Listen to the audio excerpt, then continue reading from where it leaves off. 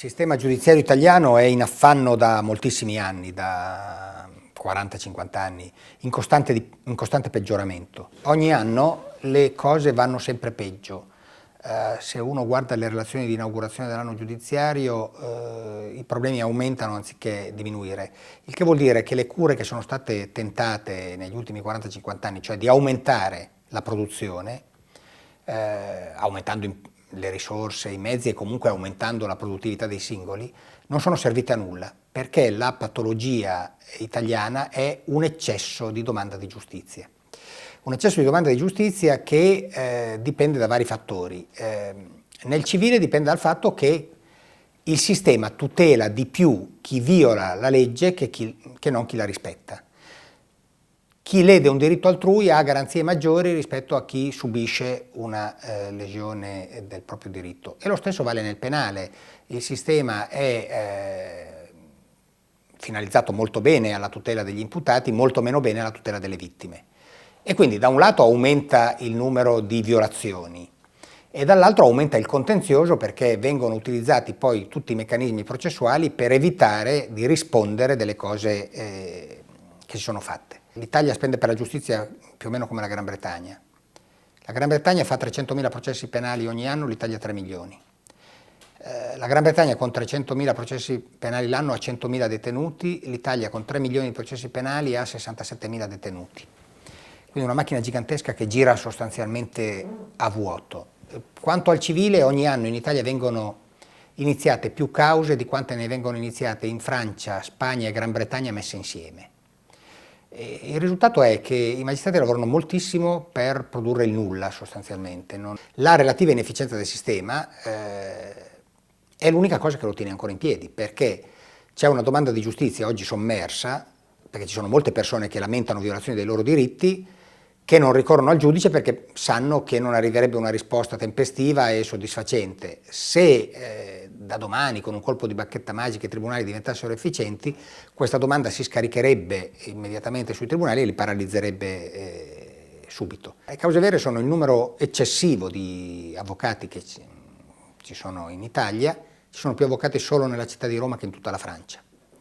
Abbiamo 230.000 avvocati e aumentano di 15.000 l'anno. Per dare un parametro di confronto, il Giappone con il doppio della popolazione italiana ne ha 20.000. Se il sistema paese deve competere con altri sistemi paesi, se l'Italia impiega oltre 40 volte le energie che impiega il Giappone per risolvere le controversie, è chiaro che non è competitivo.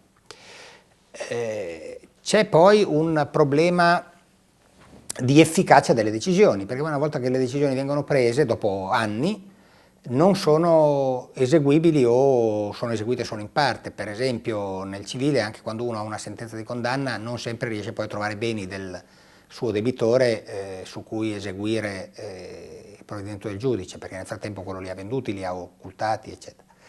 Nel penale ci sono una serie di meccanismi che vanificano la pena inflitta, per cui raramente, almeno per certi reati, si finisce in carcere a scontare la pena che è stata data.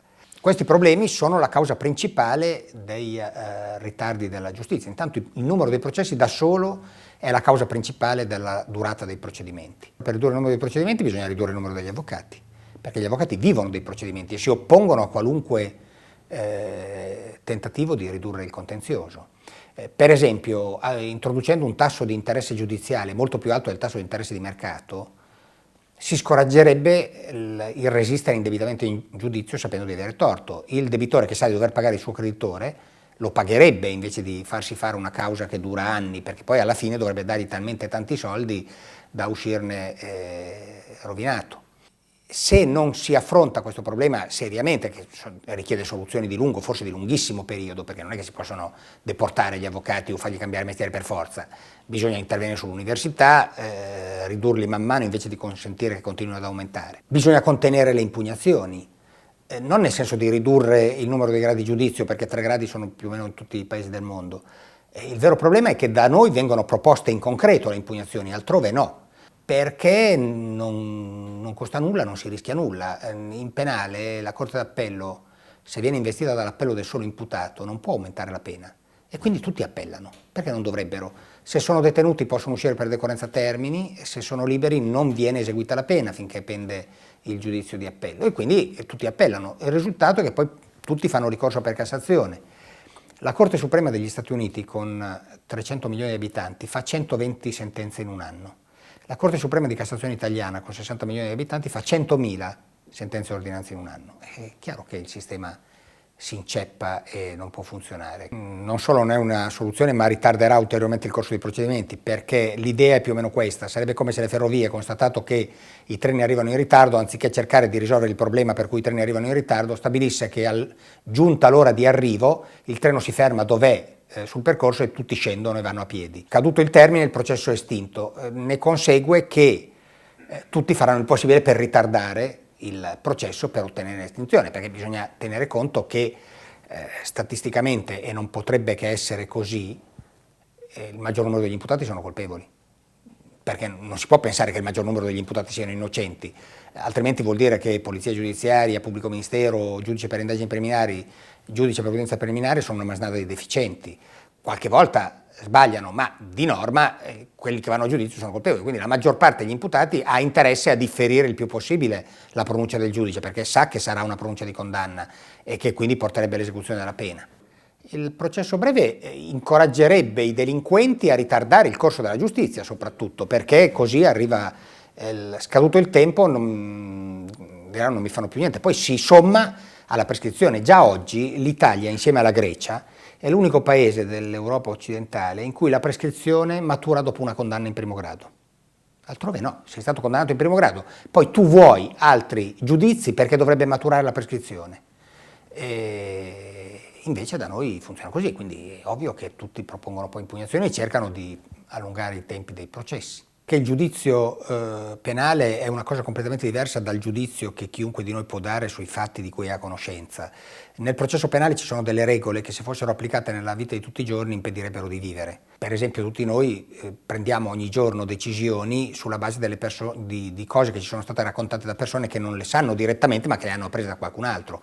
Nel processo penale non è possibile, bisogna sentire il test di riferimento e quindi risalire lungo la catena dell'informazione. Se una persona che ha reso delle dichiarazioni non compare o non risponde, le dichiarazioni che ha reso non valgono più. Ecco, tutto questo nella vita di tutti i giorni non avrebbe alcun senso. Ma io facevo sempre questo esempio: se io invito a cena il mio vicino di casa e lo vedo uscire da casa mia con la mia argenteria nelle tasche, io non è che devo aspettare la sentenza della Corte di Cassazione per non invitarlo più a cena, smetto subito di invitarlo a cena. Continuerò a non invitarlo a cena anche se fosse assolto, perché non me ne importa nulla del fatto che sia stato assolto. L'ho visto io prendermi l'argenteria e ciò basta. C'è poi un esempio che faccio adesso, quando si invoca la presunzione di innocenza. Certo, la giustizia è una virtù cardinale, ma anche la prudenza è una virtù cardinale. Ma chi affiderebbe la figlia di 6 anni a uno sotto processo per pedofilia perché l'accompagna a scuola sull'assunto che c'è la presunzione di innocenza? Direbbero, vabbè, magari sarà anche innocente, però fino a quando non è fatta chiarezza, io mia figlia a lui non l'affido.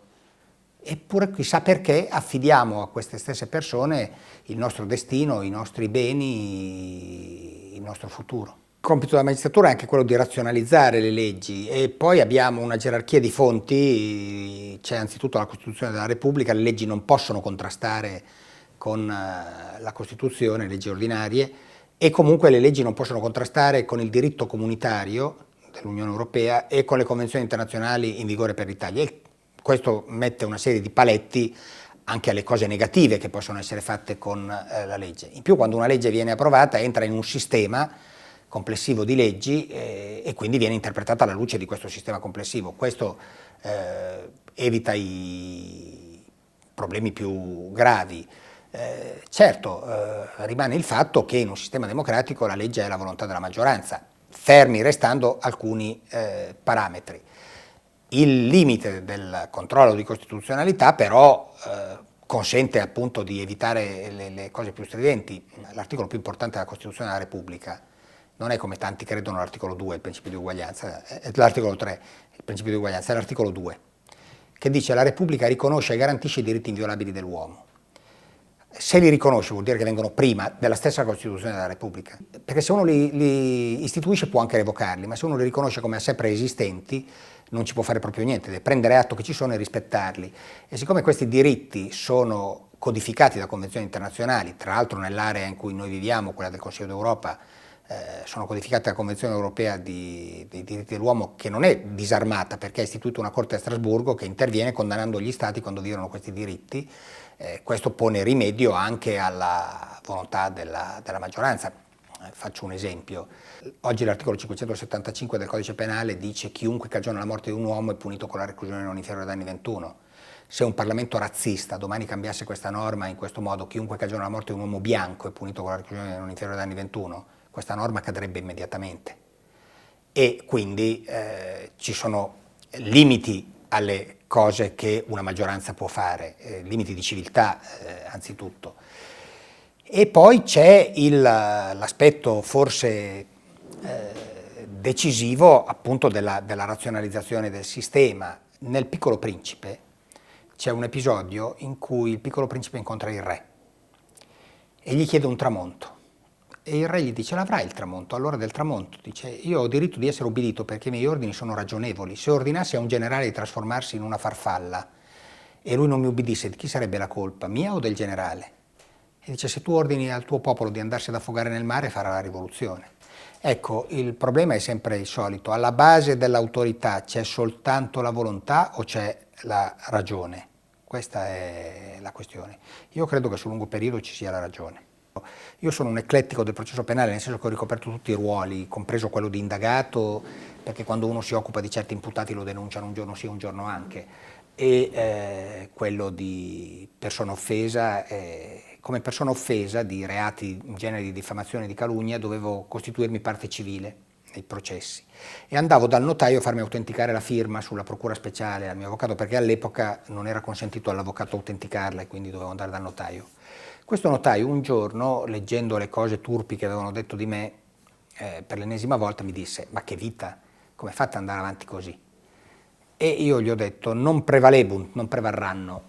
Questo mi ha detto: lei dice non prevarranno perché è di formazione culturale cristiana, ma io che sono di formazione culturale ebraica devo dirle che secondo il libro del Sinedrio, del Talmud, neanche i giusti possono vincere in questo mondo, se no non ci sarebbe bisogno della redenzione.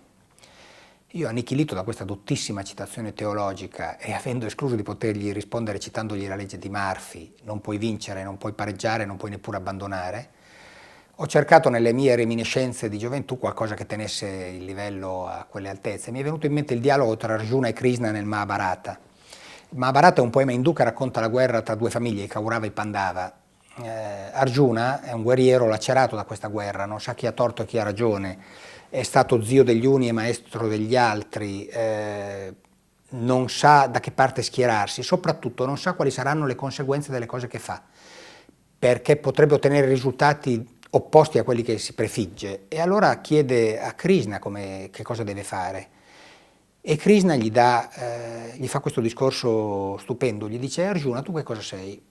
Dice: un guerriero. E qual è il dovere di un guerriero? Dice: combattere. Ecco, allora tu combatti, non te ne deve importare niente se vinci o se perdi, se sei dalla parte giusta o se sei dalla parte sbagliata, meno che mai ti deve importare di quali saranno le conseguenze ultime delle tue azioni, perché a te non compete governare il mondo, a te compete soltanto, come ogni altra creatura, di fare al meglio delle tue capacità quello che ti è toccato in sorte di fare. Gli dèi guideranno il mondo.